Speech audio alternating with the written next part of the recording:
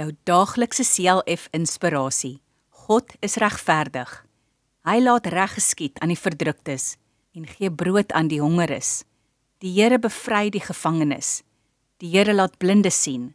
Hy ondersteun die wat bedruk is. Psalm 146 vers 7. Ons as mense dink mos soms dat ons beter as ander is. Ons oordeel so graag ander mense. Ons voel trots op onsself, want ons is mos nie so sleg soos ander nie, dink ons. Vandag is daar baie mense wat oortree het en in die tronke sit.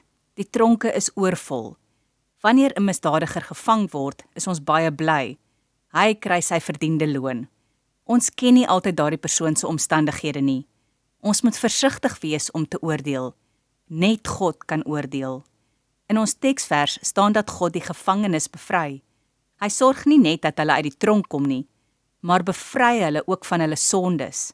Probeer om ook vir die kwaaddoeners in die tronke te bid, dat hul lewens sal verander en ook dat hulle deur die Heilige Gees gelei sal word tot God se kinders.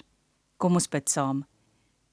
Vader in die hemel, vergewe tog die mense in die tronke se sondes.